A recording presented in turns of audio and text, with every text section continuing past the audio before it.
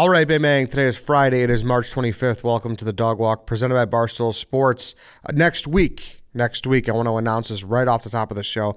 We are going to be doing a doc review watch, crime doc review watch on Undercurrent, the disappearance of Kim Wall. It's on HBO Max. It's only 2 episodes, about an hour apiece. So just saying that now, go watch HBO Max, go watch Undercurrent, the disappearance of Kim Wall.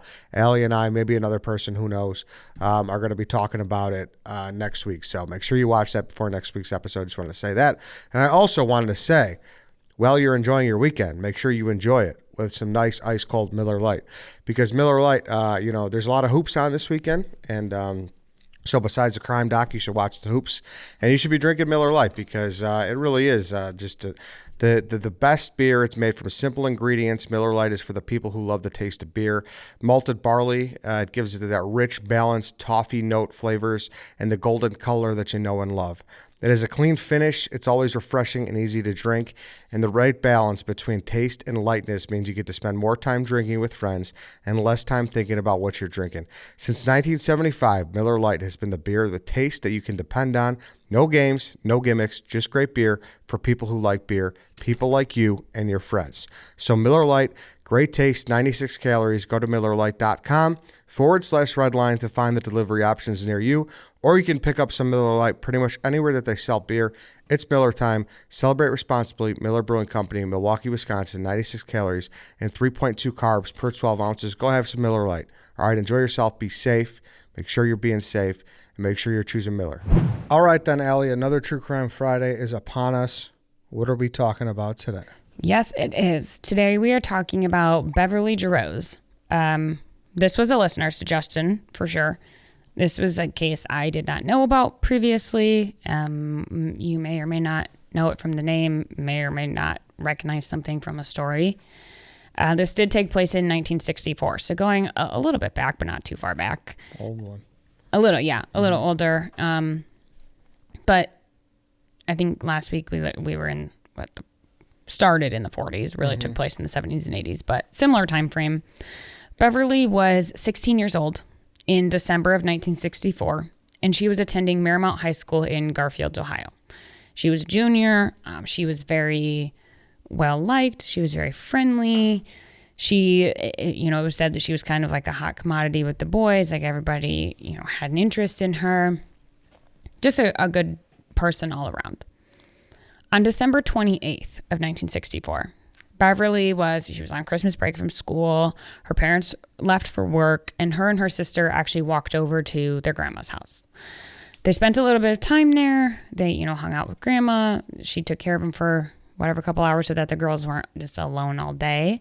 And then around 1 o'clock-ish, Beverly told her grandma, hey, I've got some plans with some friends. I'm actually going to head back to my parents' house. I'm going to head back home. She's like, okay, that's fine. Beverly's grandmother's neighbor drove her home, dropped her off. Beverly got home and she called her mom to let her know that she had gotten home from grandma's okay. Then she received a call from her grandma making sure that she had gotten home okay. And Beverly told her grandma, she's like, yep, I got home okay. They chatted for a second, and then she was like, hey, grandma, I got to go. Barbara's here, which was her friend that was coming over. So she hung up, went about her day.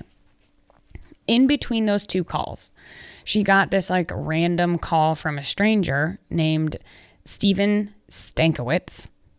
And she did not know this Steven Stankiewicz guy, but he was inquiring about Beverly's father and whether he was around or not.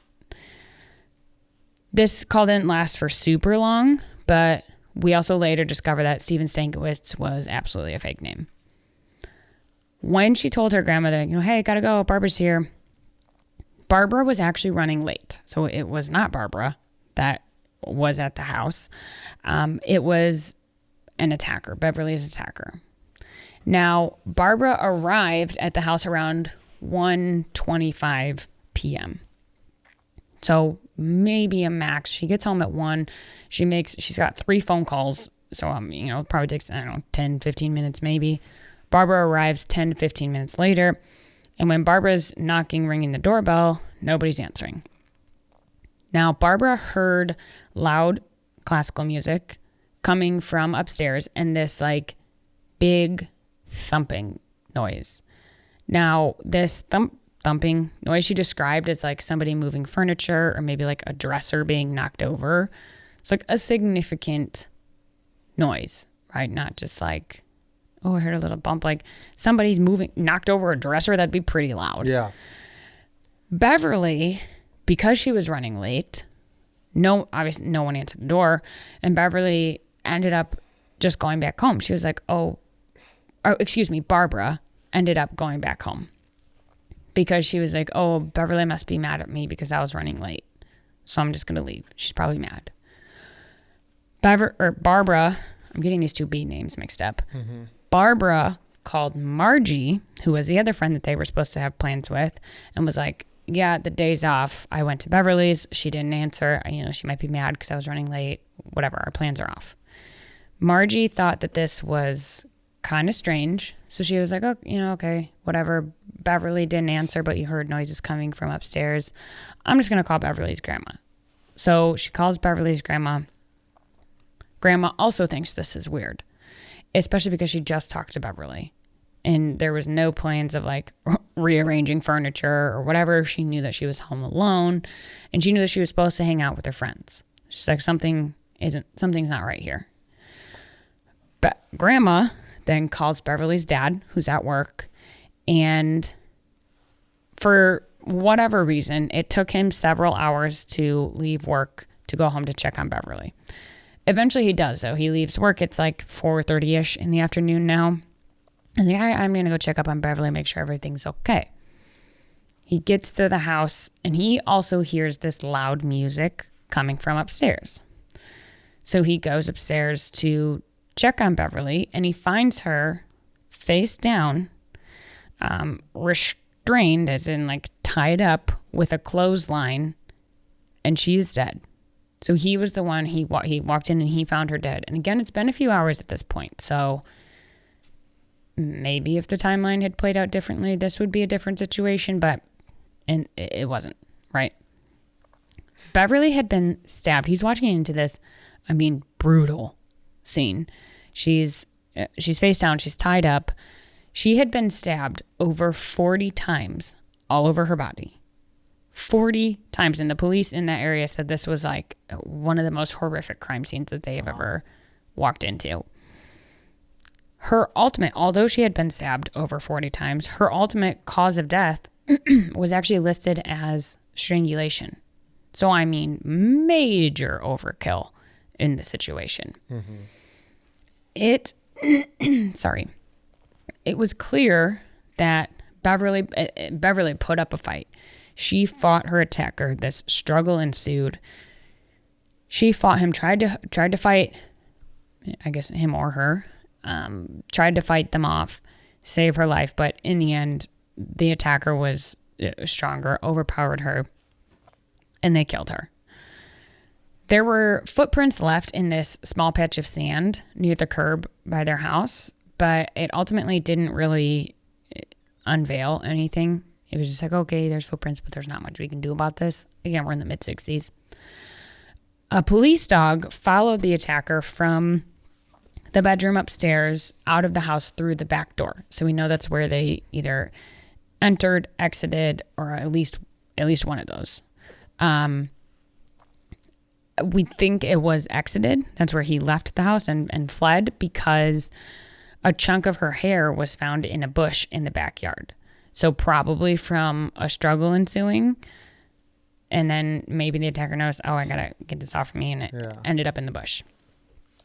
Police investigated Beverly's death, and they learned that someone had actually been stalking Beverly for quite some time.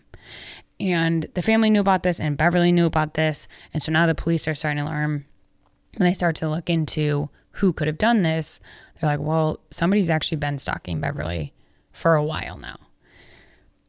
Again, this is the mid-60s, but also like it gets so tough when you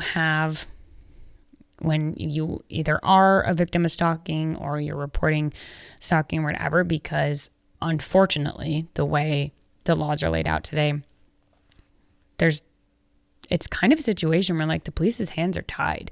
If you go to the police and you say, somebody's stalking me because they're whatever, repeatedly calling me, there's somebody physically following me, whatever, like it's very, very unfortunate. And this is similar with domestic abuse cases too, where the police can't do anything until something happens. Yeah, it's crazy. Like, I know that's a thing I've seen just watching docs and whatnot. Like, you have to just start documenting stuff before anything. Like, I think maybe once you document and there's like, hey, this is like 15 instances where they contacted me, or could be like harassment yes, or exactly. something. Then like you could do something, but you're right. Like, you like, especially in the 60s, they don't have like cell phones to be recording. That was definitely not in place at that time. No.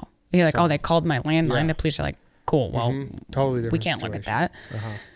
So, this was like a known thing to, like I said, Beverly, to her friends, her family, but that was kind of dead-ended. Beverly had been receiving multiple strange calls multiple times a day. And she would answer, and the person on the other end would hang up immediately. This could have been, and like I said, these calls came pretty frequently, several times a day. This could be somebody, whether her stalker, trying to confirm her routine per se, to confirm that she was home, to try and figure out if she was alone and she was the one answering the phone, to kind of see what her routine was and get a game plan in place if the stalker was also the attacker. She, on top of the phone calls, she also received a bracelet and a ring from her stalker, left as like little gifts for her, just like randomly left in her backyard. This, again, could have been like, I guess, a way of grooming her per se. Not really like grooming her, because it's not total grooming as far as like interactions with another person, of a person like me grooming you, because they weren't actually really interacting with each other. But I think from like a psychological standpoint, it was not being like, oh, look, she's wearing my bracelet, or she got my gift, right? Like grooming it to be like, she's mine, or in a possessive way. Yeah. Now, the worst kind of incident that they had encountered was Beverly's dad had came home from work one night, and he saw this strange man trying to peep into Beverly and her sister's bedroom window. Now their bedroom was upstairs, but he was like kind of standing under it, trying to like look up into it. And Beverly's dad obviously saw this and was like, you are sick for trying to spy on two little girls, and tried to catch him. He ended up just chasing him off. He chased him, and the guy got away. But this also put the family like on high alert. Like, something is seriously going on here. Police thought that the man who's said his name was Steven Stankiewicz was probably also the attacker. That was most likely them calling to see, again, the Steven Stankiewicz called to see if her dad was home, trying to confirm that she was home alone, essentially. And this was like his window of opportunity. Whether he knew the friends were coming over or not, I don't know. Now, a guard from the Cleveland Museum of Art, this was a museum that Beverly frequented, so he was familiar with like who she was, what she looked like. He did tell police like, hey, yeah, there was this kind of creepy looking guy. He was tall, he was slim, and he was following Beverly around. He looked angry. Like, this might be something to look into. But that was really all they had. Again, we're in the 60s. We're not CCTVing. We're not that kind of stuff. But they were like, hey, I think this person was following this girl around. Now she ends up dead. You might want to look into, this guy, whatever. He kind of gave a very mild description. He was tall. He was thin. He looked angry. That could be anybody, anywhere. Yeah. Other than these few clues, though, so you would think that's a lot to go off of, but it was really not. Other than these few clues, police really didn't have anything else to go off of, and they didn't have the technology and the resources to test evidence or track down evidence like they do today. So yes, it was a very horrific scene that they were walking into, but possibly DNA and evidence left, but no way of testing it. No way of like tracking down, pinging cell phone records, whatever, stuff like that was just not an option. So the case went cold really, really quickly, and it remained cold to this day. I mean, it's still an unsolved case. It has been, it's gone cold and it's been unsolved, but not for a lack of trying to solve it. Police have interviewed hundreds of people over the years. None of them have resulted in any further, answer suspects, persons of interest, but everybody was very gung-ho about solving this case. I mean, friends, like I said, Beverly was a very, social, popular, well-liked person. So even like her male friends came forward involuntarily, gave their fingerprints, took polygraphs just to rule them out, kind of do a process of elimination because they didn't have a list of people to go down. But like, okay, we don't have a list of people. Let's start eliminating at least. And so people involuntarily came forward to eliminate themselves. Now, one like very odd, could be potentially related incident happened 7 years after Beverly was killed. Her parents were out of the house. They were actually at a funeral. And when they came home, they realized that their house had been broken into. Now, the only things that were like disturbed was there was one gold watch that was stolen. And there was these 2 like frames or paintings that were hanging on the wall. And they had been damaged or like ripped out. These 2 paintings were 2 of Beverly's favorite paintings, and it was known like Beverly loved those paintings or photographs or whatever. They were these 2 things hanging on the wall. So it was kind of a thought of like, was this the attacker coming back? Was he looking for something? Was he, was it over with and he was bummed? He was like, oh, one and done, like I wasn't done yet kind of situation. Nothing really like substantial came out of it, but it was just this very creepy, very jarring. These parents have already been through so much. Now for somebody to break into your house, one that's very, very eerie and very jarring in and of itself. But just, they're not breaking into like ransack your house. They go for these 2 specific paintings that's weird. That Beverly loved. Like what was the motive behind that? It's very, very, actually, in kind of a lighter note, it's very heavily believed that this case will actually end up being solved with today's technology. They can go back. Like I said, it wasn't like they didn't have anything to go off of. They did. They just didn't have the technology to do it. Yeah. So it's believed that, this case could potentially come back around and be solved if they had, the resources, the money, and the time to put it through today's technology to do it. So is that going to happen? Like what? There's no like official plans that have been released through police to like go back and test, but it's one that people have definitely stated, like in sources that you see, they state that this is something that people are interested in them going back to test. Kind of rallying around it. Yeah. You can say like, hey, definitely should. They should. Hopefully they preserved that evidence properly or even collected it in the first place. Like they didn't really do much with the footprint. I don't know if they collected, blood, hair, DNA, stuff like that, and stored it properly over the years. Because if they did, they can absolutely go back and test it. And this is one that people are interested in having it kind of reopened or relooked into with technology. It's also believed that the stalker was the killer. Obviously, we don't know, but it's more than not likely that it was the same person. For what reason? That was kind of heavily disputed. There was a lot of like theories around the case of like who it was. You can kind of go through them. There's not really reading through them. Like there's not a ton that have substantial, meaning behind like this person being the stalker and the attacker.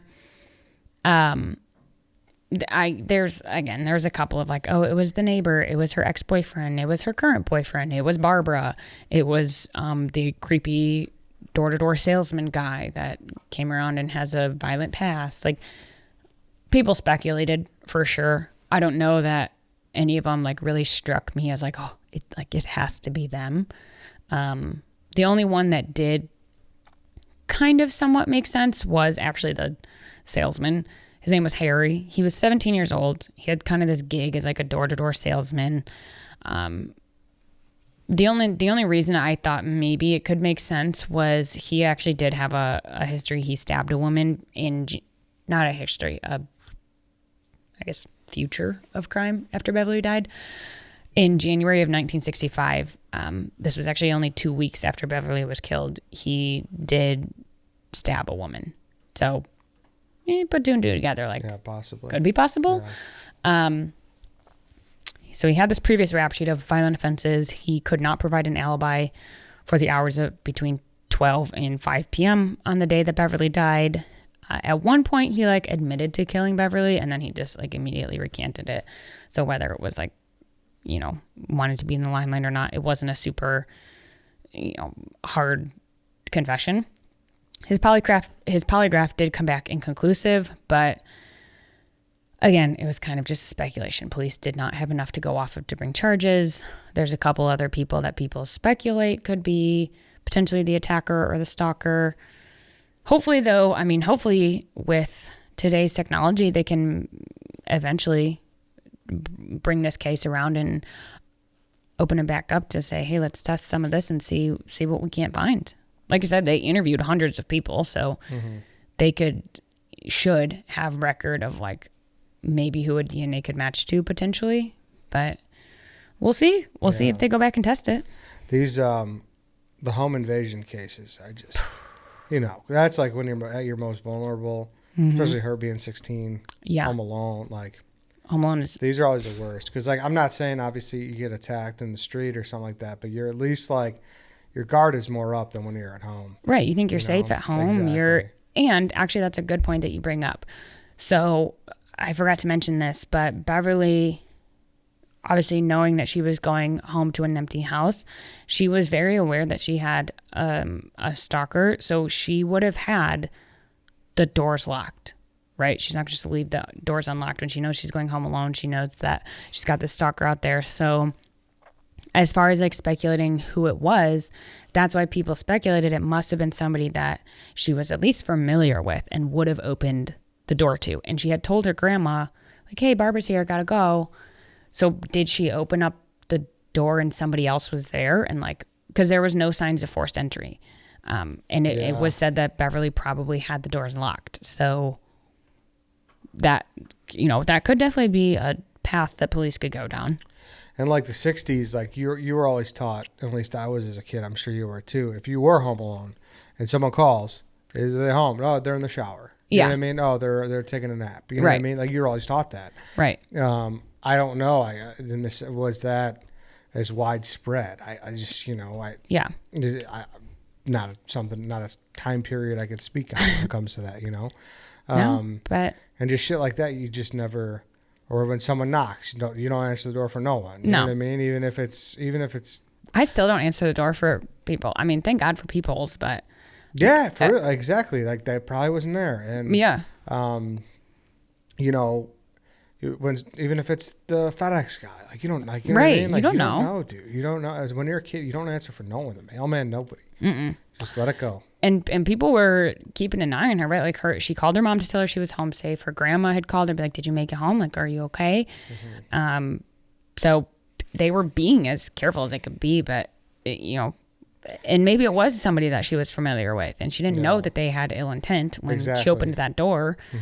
But it was, it's one of those scary things, especially being in your home, or having your home broken into is just very.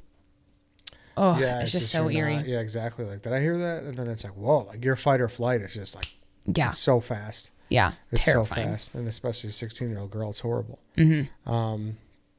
But then again, when someone's at your door, you also do want to let them know that someone's there, because if no one answers, then they see a sign to break in, possibly. But that's if it's a burglary or whatever. But but also to think like Barbara showed up and heard stuff going on upstairs, like that was probably the attack happening, right? The struggle ensuing, but she didn't. That's probably not the first thing that came to her mind. Yeah. But it just is like, oh, just so close. And who knows? It could have gone really badly for Barbara if she would have go in there and saw what was going on. And who knows? She could have ended up dead too. But it's like you were right there, and you had no idea. You thought, oh, she's mad at me.